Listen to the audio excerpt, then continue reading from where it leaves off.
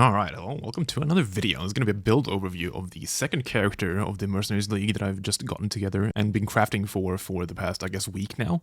I finally have it all together, and yeah, I'm pretty stoked about it, actually. I'm very excited to play this. So as you might be able to tell from the screen right now, this is pretty similar to something we just did on this channel back in the Freesia League. This is Rage, Vortex, or Berserking, basically running it back. I got sent a really cool config of this from Will, who's like the Rage Vortex fanatic, who initially got me onto it in Freesia League. He put together an initial POB that he sent to me, and that looked really interesting, so I've been tweaking and fiddling with it for the past, like, 2 weeks or something, and got it to a state where I was pretty happy with it, so then started to craft a gear for it, and we have it together now. So this is Inquisitor, Energy Blade, Rage Vortex, or Berserking. It is, while using the same skill and some of the same mechanics as the Freesia build, this is actually quite different in almost every way in how it's constructed, but it still uses the same sort of mechanical interactions, which is cool. So if you could go over it all here, it's been doing very well. It's very high damage and very, very tanky. Obviously, in this league, you get Doriani Mercs, so that gives you a ton of free damage, which means we can invest a lot into tankiness and still have a bunch of damage as well. So I've been pretty impressed with the performance of this character so far, and I'm going to keep scaling it. So let's go over sort of what is happening here.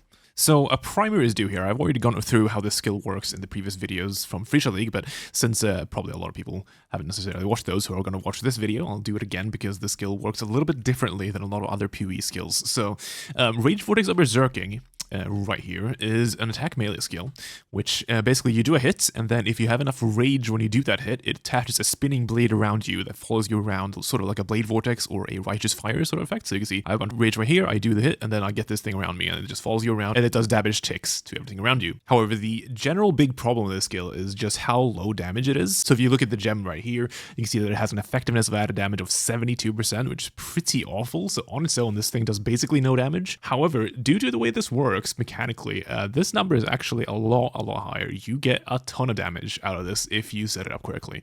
So what do I mean by this? Well, this skill has a lot of snapshotting mechanics built in, which is not very common in PoE actually. There's not a lot of snapshotting left, but this is one of the few skills that has just a ton of them. So what do I mean by that? Well, when you cast this skill, the Rage Storm snapshots all the gem links used to cast it, all the gem levels and qualities associated with those when you cast it. It also snapshots things like AoE stats when you cast it, and also snapshots exerts from war cries. It's pretty important. Get snapshotted when you cast it, and those then last for the entire duration, and they're just set like that, and they don't change no matter what you do during the entire duration of that one storm you cast. However, there are things that do update dynamically. So the things that update dynamically are things like weapon damage, flat damage, attack speed, like all these different stats. They get updated dynamically throughout the rage storms, so these never snapshot, which initially maybe sounds kind of bad because you can't do any fancy snapshotting with those, but this is actually what you want. This works exactly the way you want it to, because what you do is you utilize your weapon swaps.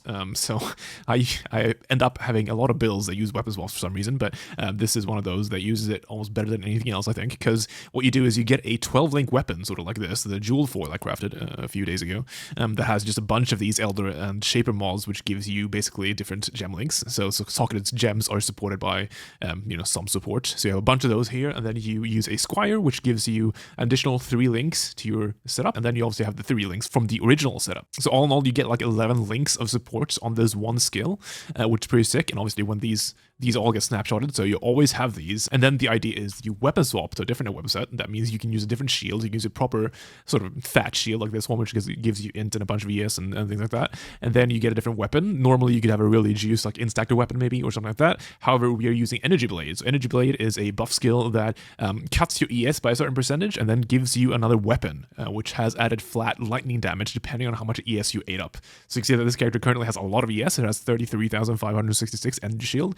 I use Energy Blade, goes down to 20k, which is obviously not great, but I do get this new weapon, so this Energy Blade.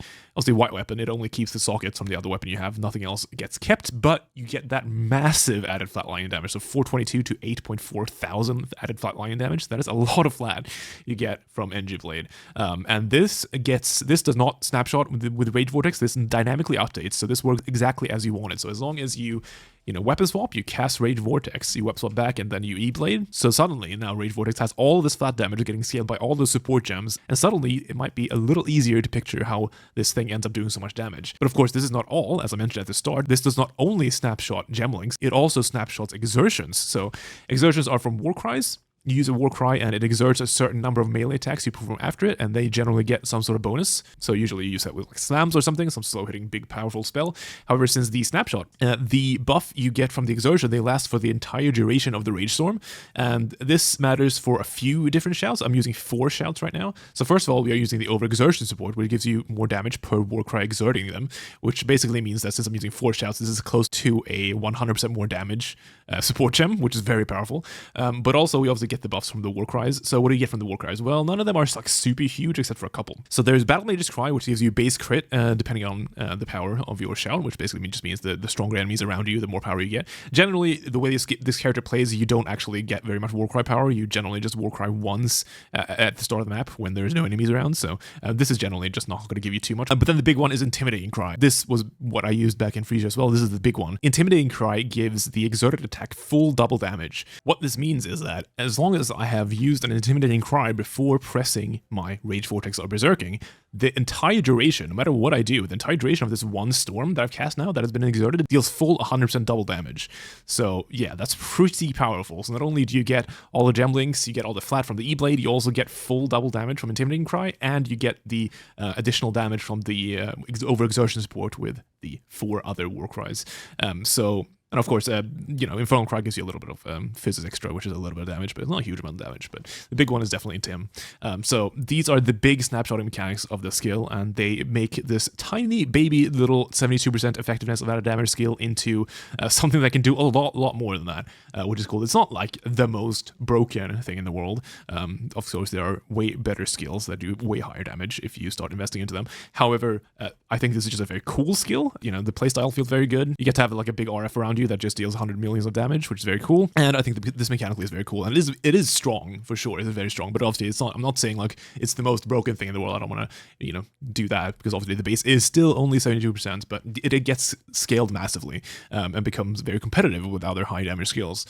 So that is very cool. And of course, also before I forget, this thing does snapshot AOE stats, and the big abuser of that is Blood and Sand. So Blood and Sand is an aura that gives you can basically choose a stance. So you can either be in Blood stance or Sand stance. In Blood stance, you deal more area damage, but you have less area effect, and then it reverses in Sand stance. So in Sand stance, you have more area effect, but you deal less area damage.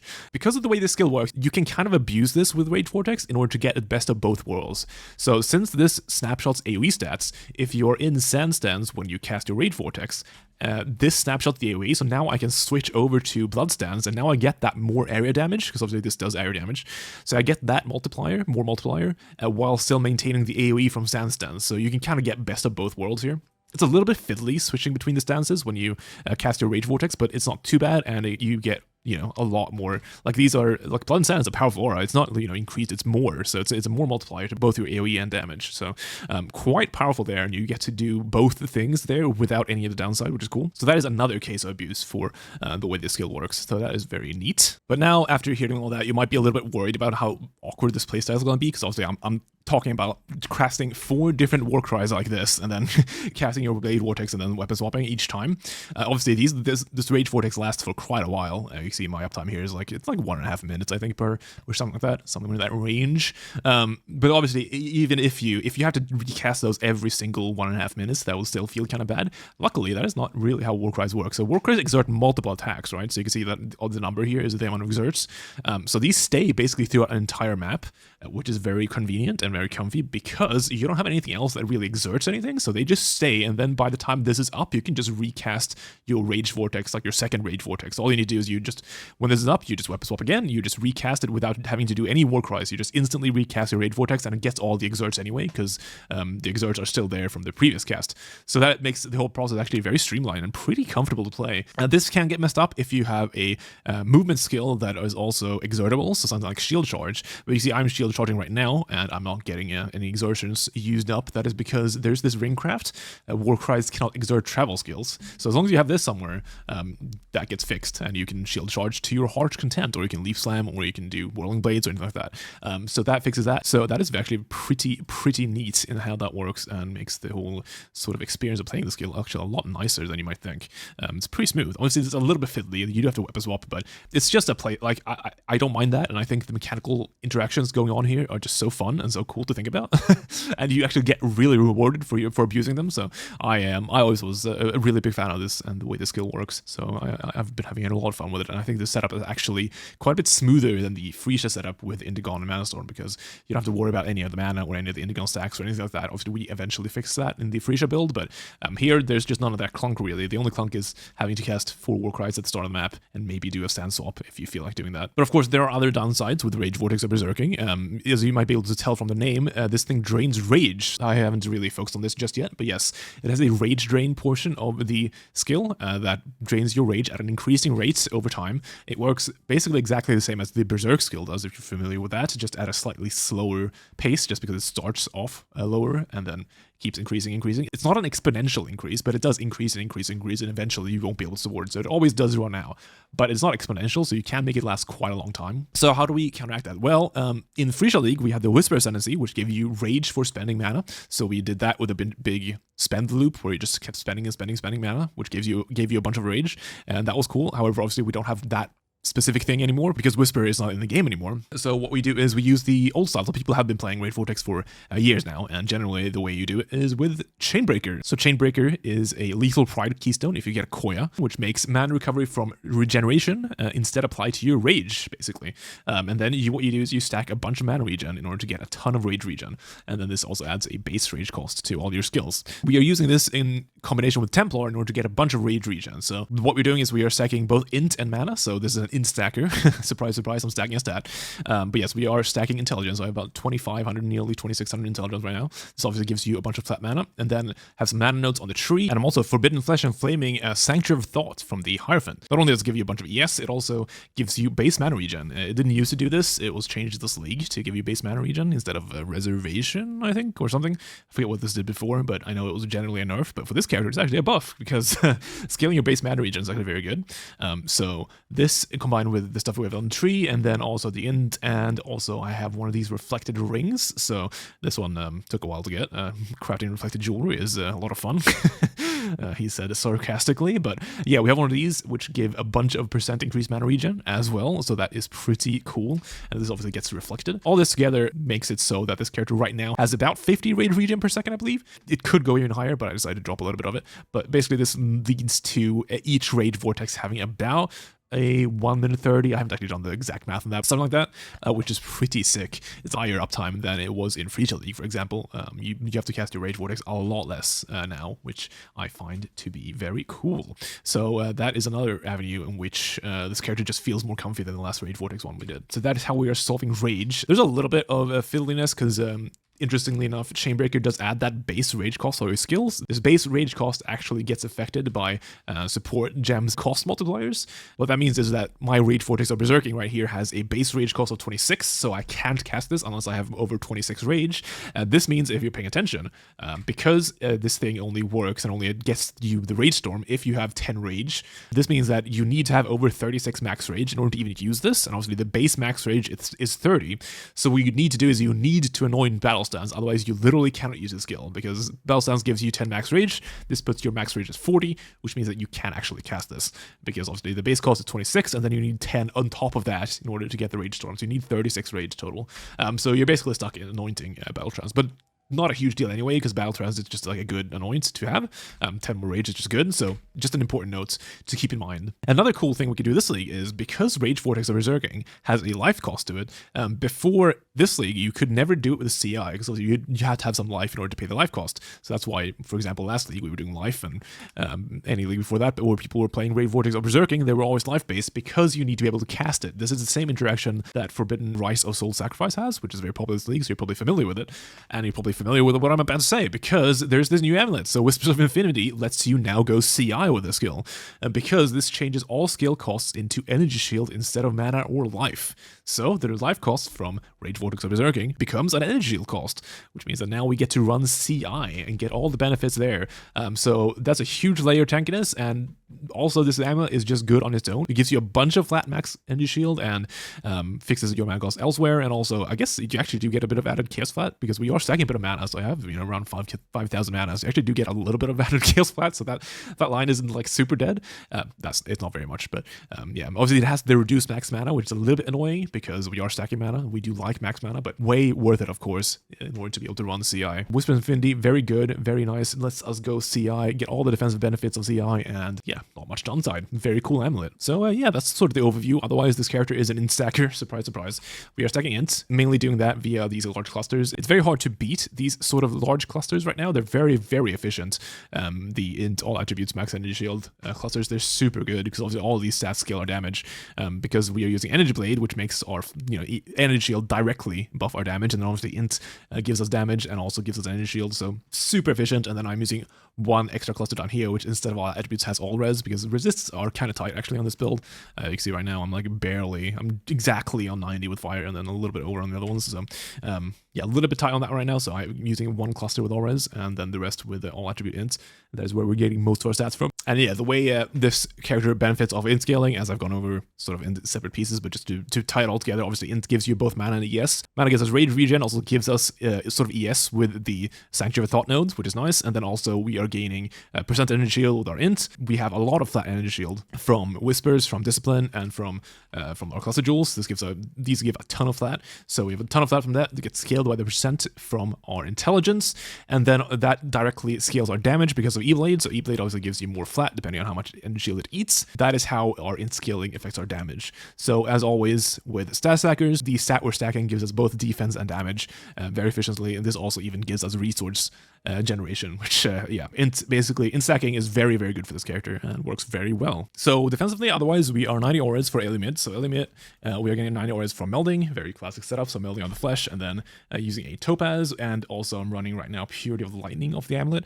You can do any purity. I just happen to find this amulet with this Purity of Lightning corruption. It's very handy actually getting a purity corruption on the amulet for this build, because you do want that level 23 purity for the extra 1 max res, and it's kind of tricky to get that otherwise. So it's nice. Otherwise, you probably just have to get one all res from something else. So yeah, the melding, the Purity of Lightning, and the Topaz Flask. Alongside, I have one rare jewel right here, which gives an additional 2 max res, and a bunch of other good stats. Red jewel's actually kind of cracked because you can see you can get both percent mana, ES, and flat int, so you can get a lot of good shit on that.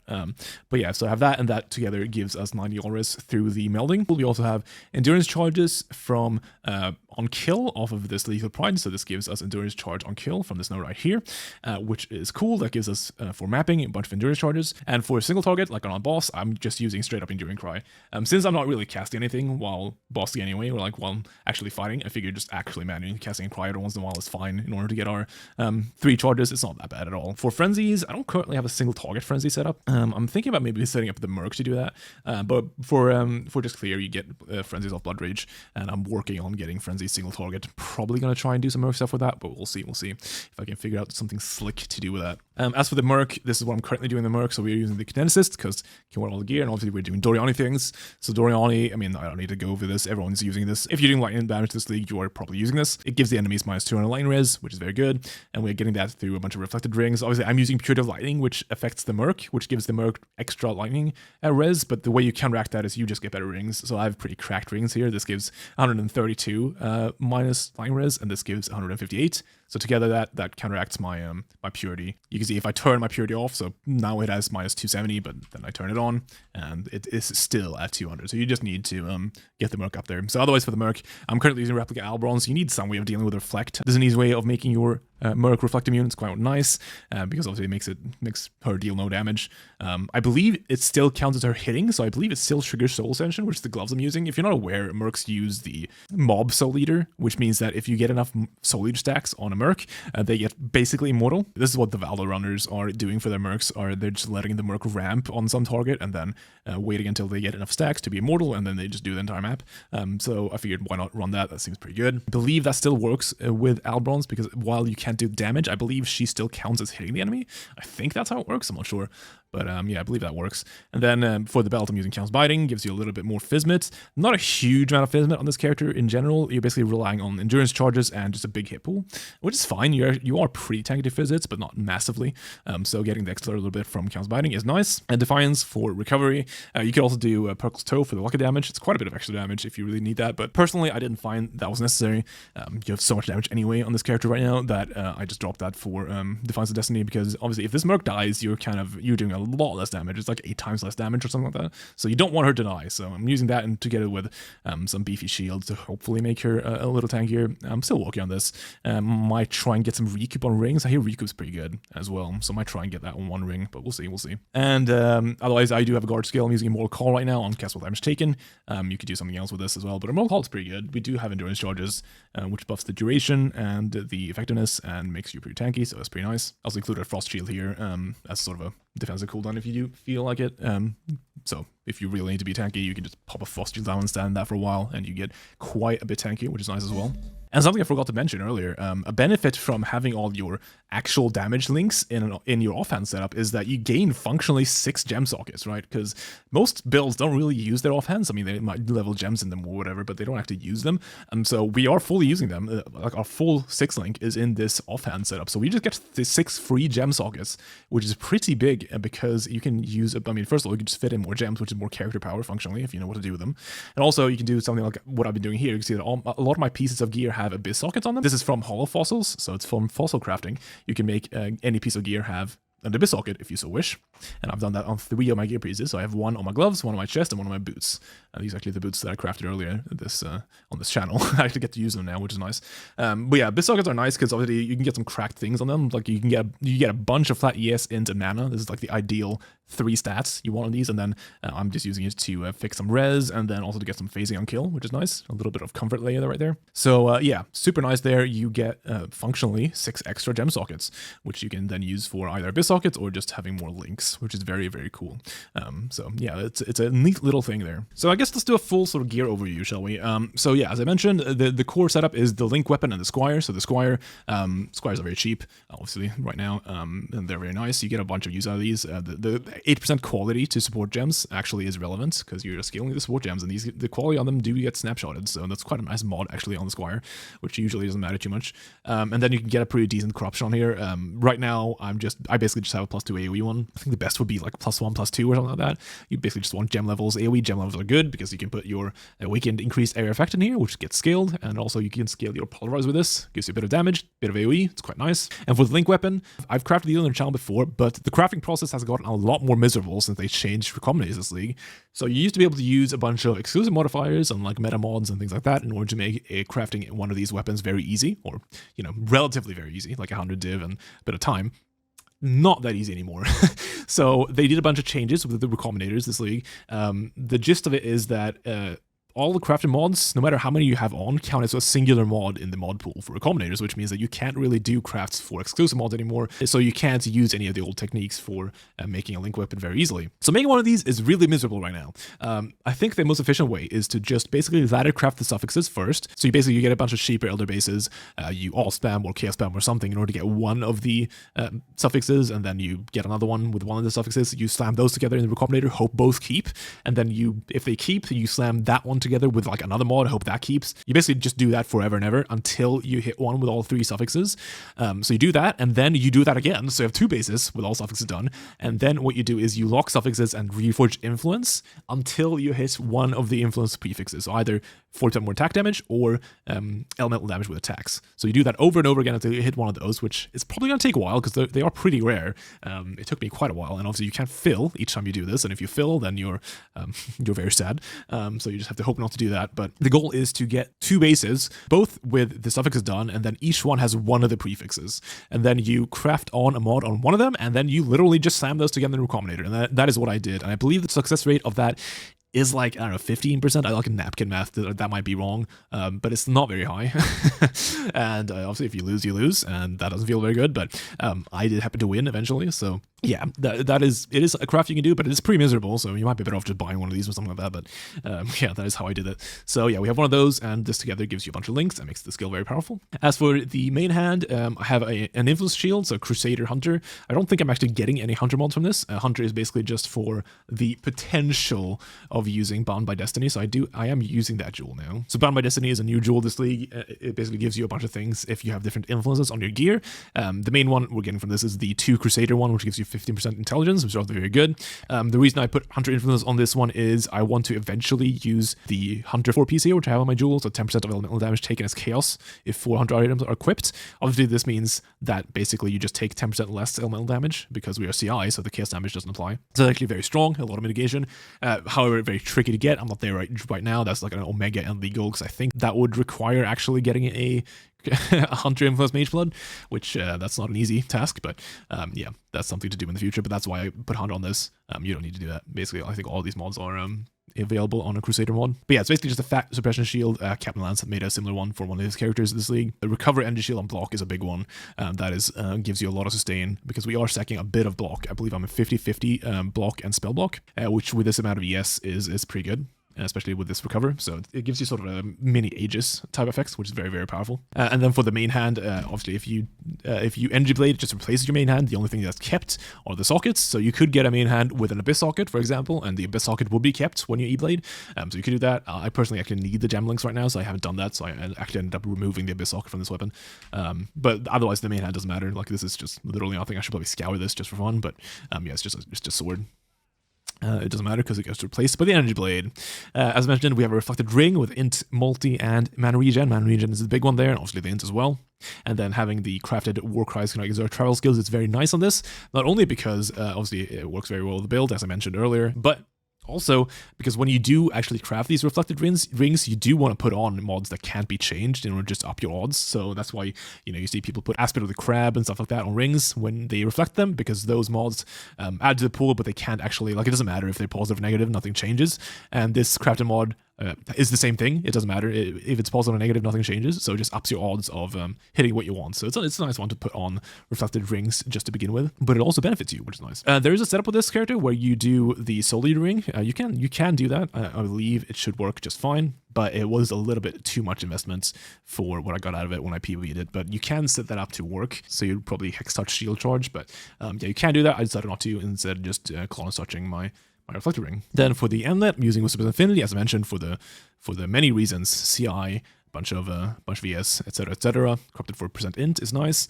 For the helmet, this was quite the craft. Another Crusader Hunter item here. This is double elevated, so elevated increased mana, elevated increased intelligence, and then tier 1 res and int, and then a bunch of ES on it, which is very nice. This was quite an interesting craft. I did this on stream. I'm going to edit this and hopefully make it a video, because I think this was a cool one. It's a different craft from anything I've ever done before, so probably going to make that a thing. But yeah, this was fun to make, but yeah, that's what we're using for the helmet. Again, that is where our second Crusader piece is, and also our second Hunter, but Hunter isn't being used right now, but eventually it might be. For the chest piece, I'm using a Twilight Regalia, which is a bunch of ES, is the general idea. You can see something wacky with this. So this has prefixed spell suppression.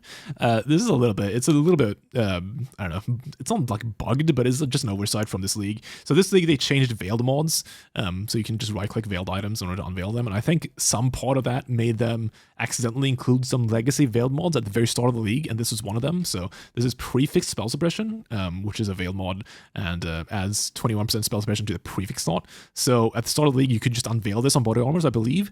So some people did that, and that is how we have this mod right here. I bought a chest with that mod on it, then transferred it over to a high quality Regalia, and then just crafted this after fracturing it. So it's quite nice, because obviously I am getting capped spell suppression, so this is a nice source of that, and gives us a very fat, nice armor. And obviously getting the Abyss socket on there is very nice as well, because I don't need all these gem links, and it's nice having some extra stats. So that's very cool. So that's what we're doing for the chest. For the abilities on the chest, it's very hard to beat the less damage taken per int stat. We have so much int that this is just like, what, 11-12% less damage taken or something, which is actually very strong, just generic less damage taken. That's a very, very powerful influence mod. And then I'm getting 3% of my max lightning res for the melding right here as well. I think I forgot to mention that during the melding stage, but yeah, 3% max res from the chest as well. For the gloves, just standard influence, like Eldritch gloves here, nothing too crazy. Again, Abyss socket, and then a tier 1 attack speed int, and a flat ended shield just prefixes in order to make some fat, nice gloves with ES on them. For the implicits, damage per strength is really nice because we don't have like a huge source of percent damage increase on this build. It's mostly just flat from Energy Blade. I don't really have, like, we don't have Indigo or anything like that, which gives you a bunch of percents. So we don't have a big source of percent damage, which means that any source of percent damage are very efficient. So things like the implicit here is actually very good. I can actually elevate this a little further in order to get 12% attack speed with the way these implicits work. I just haven't had enough currency to do that. We'll do that eventually. But yeah, that's very nice. Of course, we are using Mage Blood. We always do Mage Blood builds on this channel. I can't avoid it, but yeah, it's very handy. Right now, I'm getting Topaz Flask, Quicksilver Flask, Bismuth for Res, and then Diamond. For the suffixes, I'm using a regen on this, which, because we are getting Zel's Oath here, it gives you a nice little bit of regen, which is cool. And then I'm getting Stun Immunity from here. You need this somewhere. Stun Immunity is very important for this character. You can either do it off of a flask like this with Mage Blood, or you can take an Energy Shield Mastery. The probably easiest and best one is probably to grab this wheel right here, because this also scales your mana, so these points are actually quite efficient. They are still worse than these large clusters, but they are pretty good still. So you can take these four and then take the Energy Shield Mastery for 50% of your ES is added to your stun threshold. It doesn't technically make you fully stun immune, but it basically gets you most of the way there, enough to be playable. So that is a fine way of doing it, but I chose to just use the Mage Blood Flask for it to be fully stun immune. The reason you really want to be this is because every time you weapon swap and you Rage Vortex and you weapon swap back, you need to recast Energy Blade. Energy Blade has a tiny cast time, which is not a big deal, but if you can get stunned, you can get stunned during that cast, and you can end up in a loop where you can never cast Energy Blade, and that feels pretty bad because you don't really do damage without this on. So yeah, you want to get stun immune somewhere. So that is this is, I think, the most efficient way of doing that. And also just getting stunned sucks in general. So yeah, Bismuth for resistances. Resistances are very tight in this build. You can see I'm barely capped right now. I want a bit more fire res for like curses and things. I think we're just gonna get that by getting a better Abyss Jewel right here, but resist are tight, so we need to fix that. So we are fixing that with Mage Blood. So both the flask and suffix here gives you a bunch of auras, and then for the final flask, I'm just using a Diamond Flask, which gives you a bit of crit, which gets you crit capped. So that's pretty cool, or at least close to crit capped. Right now I'm using the crafted reduced reflected damage taken. This gives you reflect immunity. 99% of the time. The only time this does not give you reflect immunity is if you roll a map with both marked for death and reflect, because the reflect gets scaled by your mark for death, and that can go kind of crazy. So in that case, you might need a different fix for it, but this works for most cases, which is nice. And for the boots, I'm using the synth boots that we crafted earlier this league. These were meant to be honor stagger boots, but then they became these somehow, and nice part about making these characters, now I get to use them. These are basically best in slot, so quite cool, very good. Obviously just a bunch of move speed, ints, and suppression, which is cool. So they're very good. Also gives you another little Abyss Socket, so that's quite nice. As for the suppression, obviously I'm getting suppression from the chest, from the boot implicit, from the shield, which gets quite a bit, and then I'm getting my last little bit from the inveterate cluster right here, and then I'm using 3 suppressed tattoos, and that gives you to exactly 100, which is quite nice. You could do things like you could drop maybe the suppressed on the chest, or you could drop suppressed from somewhere, and you could, or you could maybe even, I think it'd be hard to drop inveterate, but you could maybe find a way to drop this if you use a quartz flask. Quartz flask also gives you perma-phasing, which is kind of nice. So you could do that if you so wish, but this is what I currently have on config on this character, which has been working out quite well. Then I'm using a tincture, just using a prismatic tincture for a bunch of percent damage scaling. As I said, percent damage is pretty sparse on this build right now. It's not super sparse. We do have a source of it from different places, but not enough to where it gets super diminished or anything. Like, we're not overstacking here. We don't have like 1 billion percent. So every single piece of percent increased damage is quite efficient and quite good. So that's nice. So I'm using tincture right now with melee crit multi, which is nice, gives you a bunch of damage. As for the passive tree and jewels, I went over a little bit. Yeah, so large clusters gives us most of our stats, and then using obviously split personalities, this placement here gives you the furthest travel distance, so these get scaled the most they can, so these are quite efficient. And then for the other jewels, Lethal Pride for Chainbreaker, as I mentioned, this also gives a couple of good nodes. This gives you well, that doesn't matter, but it gives you endurance on kill, which is quite vital. I really think you need this somewhere to get endurance charges while mapping. And then it gives you intimidate on it as well, which is quite nice because I don't have any other source of that. So it's a nice little bit of extra damage taken on enemies. Otherwise, we are slotting in a lot of meaning right here, quite a lot of node spec here. So this gives you some absurd amount of energy shield. Yeah, like 1500 or something like that, close to 1500 energy shield, which is very strong. Then I'm using melding, as I mentioned, using Bind by Destiny for the increased int right now, and basically nothing else. And then using Watcher's Eye. The big ones on the Watcher's Eye are increased mana recovery rate while clarity, and then max mana as max energy shield while affected by clarity. So we are stacking mana, so this gives quite a bit of energy shield, and then the mana recovery rate while affected by clarity scales your rage regen. So this gives you quite a bit more rage regen, which is nice. And then this one has just a random ES regen while affected by discipline. So you can do that. You can do like a purity one to convert. If you're doing like purity fire, would be ideal because we are using Arctic armor, so you could purity fire convert on one of these and then just get a bit more mitigation that way. As for gem sockets, this is the main aura setup. I'm actually basically just doing 2 auras, sort of, but a bunch of different spells. So I'm, Discipline, obviously. Discipline actually not that huge. You could drop Discipline on this build because we have so many sources of flat energy shield that Discipline on its own only gives you about like 900-ish energy shield, which is obviously good. It's obviously very good, but it's not like a massive. So you could drop that for something else if you do feel like it, but I'm still using it because it's good. And then I'm using Tempest Shield. Tempest Shield both gives you shock immunity and gives you a bunch of spell block. Block is the avoidance layer I chose to add on this after getting inspired by other people's in-stackers and stuff. Block is pretty good to have a bit of. So I'm about 50 spell block, 50 attack block. I'm getting that from this shield, Tempest Shield, and then basically just these nodes right here. So these gives you a bunch of spell block, which is quite good. I'm also getting a little bit of spell block right here. It also gives you mana regen per 1% chance to block spell damage, which actually makes this node quite efficient for this build because you get both mana regen, which you want, and you get some spell block, which is quite nice. So yeah, Tempest Shield gives you spell block and gives you shock immunity, which is nice because I'm not fully element immune right now. I don't think this character needs it. I am shock immune from this, and then I am chill immune from my boots, and then I'm freeze immune because I use Arctic armor, right? So this grants immunity freeze. So those are like the big ones to be immune to. I can still be affected by alt ailments, so that is something to consider, but I think for now this setup totally works fine. I think it's okay to be affected by the alt ailments. They're not super common anyway, so I think it's okay. But maybe one day I'll fit in pure developments or something like that for full ailment immunity, but for now I think this is good. So Arctic armor, obviously very good, gives you less fizz damage taken and less fire damage taken while stationary, which is just a nice little added layer because, as I mentioned, the fizz mitigation isn't huge on this character, so having a bit more of it is always nice. And also freeze immunity is obviously good, as I said. Then Blood and Sand, for the reasons I mentioned earlier, just gives you, basically you can double dip on this. It gives you everything you want on this build, more area damage and more AoE. So that's very powerful. A little bit fiddly with this, or a little bit annoying with this, is obviously if you want to use this in that way where you get both, so you snapshot the AoE and then swap to the damage stance, that means you can't really do Flesh and Stone. Flesh and Stone is like a classically really good defensive aura right now because it gives you a bunch of DR if you are in Sand Stance. If you do the snapshotting tech with Blood and Sand, you're basically always, when it matters, going to be in Blood Stance, which it doesn't give you anything with Flesh and Stone. So that's why I'm not running Flesh and Stone. If you don't want to do the snapshot take and maybe just use this for more AoE, for example, this build does have enough damage already. You could just drop the extra, 15% or 16% more area damage. You could just drop that and just play in Sand Stance and then also slot in Flesh and Stone to get even tankier. So you could do that if you want to. I decided not to, but yeah, using that and then just enlighten to. As for the gems, I have a bunch of shouts here. So obviously you need the war cry somewhere. So 3 of them are here, and then I believe the last one's over here. So those are 4 shouts, and I have the 5th one in the weapon slot right here. You want the shouts to be in gem links that aren't weapon swapped, because obviously once you weapon swap, the gems that are in these weapons, those aren't going to exist anymore because you've swapped to the other sets. So you'll make sure that your war cries are in your main pieces that don't get shuffled around, because obviously you want to be able to use your war cries when you are weapon swapped. It's the idea. So I got those. Then for travel skills, I'm currently using Shield Charge. Shield Charge works very well with this setup, because obviously since you have your big circle around you, you can just charge around like this and still be killing things, which it works quite well. So I'm using that, and then I'm also using Flame Dash to get like up ledges, and this also serves a different purpose. So we're doing Inquisitor, so Inquisitor gets a lot of damage, right? All the nodes on Inquisitor are pretty self-explanatory. This one just gives you Conk Ground while stationary, which gives you regen, also gives you 50% more damage taken on the enemies, or increased damage taken on the enemies, which is quite powerful. And then this gives basically just more, they just take more damage.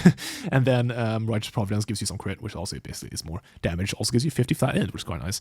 And then there's this node right here, so there's not a huge like 4th Ascendancy on Inquisitor for this character. The best one is probably Instruments of Virtue. This gives you more attack damage for each non-instant spell you've cast in the past 8 seconds. Kind of tricky to actually proc this, because like it's non-instant spell, so things like Shield Charge don't count, unfortunately. If Shield Charge counted, this would be an amazing node, but you need to work a little bit for this. And the way I'm triggering it right now is with Flame Dash. So as long as you Flame Dash, a couple of times every 2 or 3 seconds, you keep full uptime on that buff, and you get the full 30% more damage, making that Ascendancy point quite strong. It's not actually that bad. I find usually really while mapping to just be doing this anyway, so I'm usually at max stacks. But you might be hovering around 2 or 3 stacks. You might not always be maxed. But I found this to be a pretty smooth solution, because even though the first Flame Dash is instant, or is functionally instant, and it's only the second and third that start taking more time, the first one still counts for Instruments of Virtue. You still get the stack for it, so I found this to be a pretty good solution. So Flame Dash is right there, and then for, I'm also running Clarity, of course. Clarity gives you the mana regen for the rage, and then also gives you all the things from the Water's Eye, the extra ESS mana and the extra recovery rate, which is good. Then Blood Rage for Frenzy on kill, and also a bunch of attack speed. It's nice.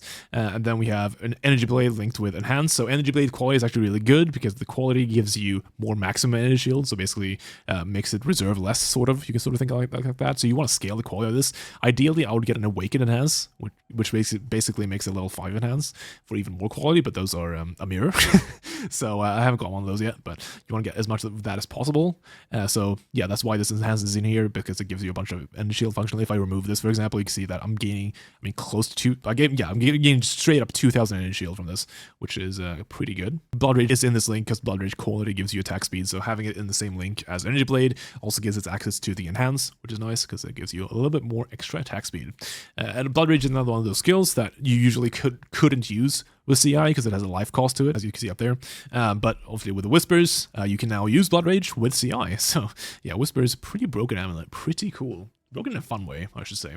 And then Shield Charge is also in this link, because again, Shield Charge gives a good quality bonus. It gives you increased movement speed per quality, so having it in the same link with Enhance helps there. So that's quite nice and quite efficient. And then for the Curse, we are doing Assassin Mark, helps us crit cap, also gives a bunch of multi and damage, which is cool. Also gives Power Charge gen on rares, which is nice. And yeah, I believe that is all the gem links. So that's what we're doing for the actual damage skill itself. Rage Vortex, obviously very good. Then Volatility because we're doing a bunch of lightning damage, so increasing the max range and lowering the lower range, as most people know, is very good for lightning damage, because lightning damage has a very big range. So the low range is going to be low anyway, and the upper range is very high, so you get a lot more out of this support gem than you lose. That's one of the best supports. Then damage on full life, because we're doing CI, so you're always on full life no matter what. So very good support gem right there. And then Polarize is a very nice gem, gives you a bunch more AoE. So AoE is something you do want to scale in this build. The more AoE, the better it feels. So you get a bunch of AoE, also just gives you a bunch of damage. So melee area damage gives you, it's just a more multiplier, so this gives you a ton of damage. Obviously less attack speed is a little rough, but it's fine. Definitely worth the trade-off. Also gets scaled by the +2 AoE corruption on the Squire, which is nice. And then Awakened increased area effect support is one of your best supports. Gives you a ton of AoE and also gives you more damage. So no complaints there. It also gets scaled by the corruption on the Squire. And then Overexertion, as I mentioned, is very, very, very powerful when you have 4 War Cries exerting your attack. Gives you function like 100% more damage or something like that. Somewhere in that range. It gives you a lot of damage, let's just say. Yeah, very, very cool. So that is the basic setup. Let's maybe jump over into the POB and just look at the numbers a little bit. All right, so here is the current POB. You can sort of see what's going on here. So you can see it's quite potent. We have about 650 mil damage. This is assuming I'm not really cheating too much. I guess Frenzies might not be up on single target, so you might be at 500 mil, depending on sort of what you do. Need to fix Frenzy single target. I wonder if there's just a way of doing that. I'll figure it out. But yeah, so 500 to 600 mil damage, and then yeah, I don't think I'm cheating too much. Oh yeah, we are also getting Fortify on this character from this one tattoo. It's kind of cool actually, because melee hits which stun have 5% chance to Fortify. Because, Rage Vortex or Berserking is a melee skill, it does actually count for this. So this basically gives you just perma Fortify. It might not give you perma Fortify on like the biggest bosses, but on most content in the game, like really juiced maps, this has just given me Fortify, like one of these tattoos. It's been surprisingly good actually for what it is. So I'm pretty happy with this. So very, very tanky to LA hits, a little bit less tanky for Fizz hits. This is without any guard skills up. So I mean, we can toggle the Mortal Call and then the numbers get crazy, but let's not do that because it's not very realistic. Yeah, I'm also not putting any frost. Yeah, I could put a bunch of frost shield stages, but I don't need to. That's a bit much. But yeah, it's very, very tanky for Ellie hits, and then for Fizzmax hits, a little bit less, but I think this is still plenty. But I mean, I could work on getting this up there if I feel like that's necessary. I've not found it to be super necessary just right now, but it is what it is. The way I've configured, this POB is obviously going to be in the description. You need to do a bit of config in order to set up Rage Vortex in POB in order to make it calculate correctly, because obviously it works a bit wacky. So what I did was I basically put the entire gem link in the, I told it that I was socketed in the shield, and I just put the supports from the weapon swap in the shield slot. Sort of a hacky way of doing it, but it gives you the correct numbers. So this is what we're doing with the full damage, and it's quite juicy. Yeah, the tree, I think I covered everything. As for rune grafts, I have a rune graft right here. So this is the rune graft that gives you 15% reservation efficiency of skills, and it also makes your auras apply to enemies. The only auras we have are Discipline and Pure Delighting, so these will apply to our enemies. However, Discipline applying to our enemies doesn't really matter. It gives them a tiny bit of an shield. It's not really a big deal. You do too much damage anyway. It doesn't matter. Pure Lightning might seem bad to give to the enemies because obviously you give the enemies lightning res, and we do all lightning damage. But this doesn't matter because the Merc overrides it, the Dorionis, because the Doriani just sets their res to minus 200, so giving them extra res doesn't actually matter because Dorionis just overrides it straight up. The reason I have it in the config versus actually having it on the tree, because I mean PoB does actually support Runegraph right now, could add right here. The reason I don't have that is because it doesn't get overridden. So here it assumes the enemy is at minus 200 and then it adds the pure lightning res from that. It basically drops your damage by a bunch, so which is not realistic. So I had to remove it from the tree and then put it right here instead.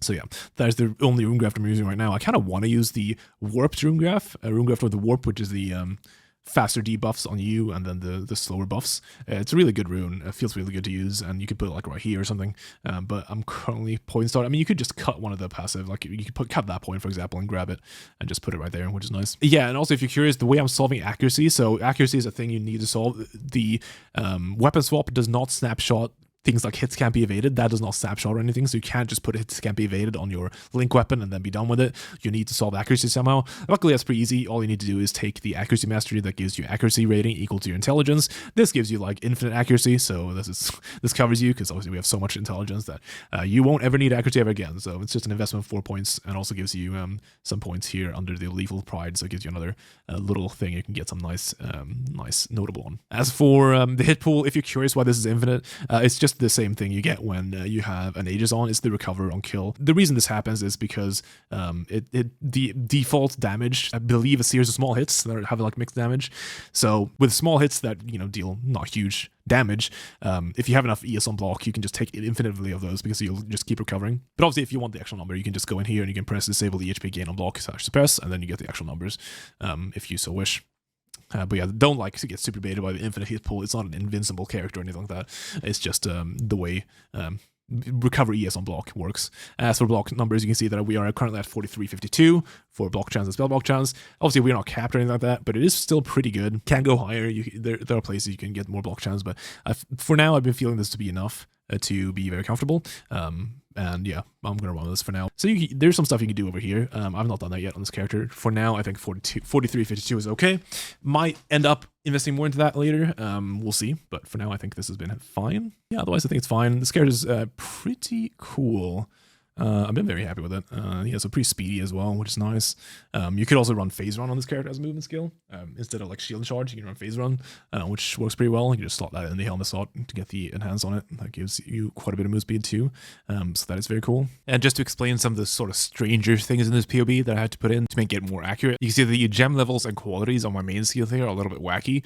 So the reason Pulverize is level 23 is because it gets +2 for my Squire Corruption, but obviously I don't have that in the actual gear setup here, so I had to put it in the actual skill gem. And the reason why the qualities of all of these gems are so jacked up is because I have +8 quality crafted on my link weapon, and then the Squire gives another +8 quality. So basically all of my links get +8 additional quality, and then some of them have 23 quality to begin with from corruptions. So the 23 quality ones are the ones that get pushed to 31 qual, and then the regular quality ones are the 28. So that explains just why the gem levels and the qualities are so whack here. And then in the config, so here I have, as I mentioned, the rune graft, and then I have the Merc haste aura, which I believe this is the correct numbers. Might be a level or two above this. Actually, this might be a little low, but I think this is the Merc haste aura I'm getting. And then this is, as I mentioned, is the belt, and then this is the AOE snapshot from Blood and Sand. Because I'm in blood stands in the config to get the damage correct, I have to add this just to counteract the less AOE from the actual gem. And then there's the exert here to just make it so that the exerts apply to all the different hits. So that's why the config looks like the way it is. I'm assuming a 50 shock, this might not be super relevant, but I mean, I was 50 shocking Uber Maiden, for example. So I assume all the map, every single map thing I've fought has been 50 shock, but maybe some Ubers don't get 50, maybe they only get like 30 or 40 or something like that. But yeah, that's what I'm assuming here. So yeah, and then -200 for the Merc. I know this isn't super realistic, but I mean, this is generally what people do with this league to emulate emulate the Doriani's Merc, even though it's not super realistic because the Doriani's Merc, when you have a Merc out, the enemies get more health, so the actual number of this is a little bit lower. I don't know how to exactly emulate that in PoB, so for now this will be fine, and this is how I see most people doing PoBs this league, so we'll just go with this. Yeah, otherwise I don't think there's anything too crazy in here. The rage is obviously high, but I mean, this is the rage gets capped, so it doesn't matter how big the number you put in here. It gets capped at your max, so as long as it's over 40, this is fine. So it's just easy to put a big number in there, so it's always maxed. Yeah, all right. So I think that's the whole config. If you're curious why it's set up the way it is, all right. But yeah, I think that covered everything. Usual sort of rambly video, like always. Hopefully you enjoyed. I'm gonna keep working on this character and upgrade things. And yeah, this is gonna probably be my last character of the league, and I'm gonna try and tweak it as far as I go. I'm really enjoying it. It feels really good. I like the skill a lot, just mechanically. A little bit of clunk to it, but just very fun skill mechanically to scale, and feels smoother than ever to play this league, honestly. Feels really, really good. You get the BCI, you get all this uptime from Chainbreaker, you get all the extra damage from Doriani's. Yeah, it's just feels great. It's not the most immortal. It doesn't do the most damage, but it does a lot of damage, and it is very tanky, and it's just very fun, I think. So yeah, I'm gonna keep working on this. Hopefully you enjoyed the video, and I'll have more in the future. Probably gonna edit up some footage of the crafting of all these pieces, like the shield craft, the helmet craft, the chest craft, glove craft, all this I'm probably going to make into videos. At least that's the idea. We'll see how much it actually happens, but I do want to do that because those were fun crafts. So yeah, that's this character, PoB in the description. I'll probably be streaming some stuff on this. I already have been, probably will be in the future as well. So yeah, going to be rolling for this for a while. Really fun character. Yeah, I'll see you in the next one. Thank you.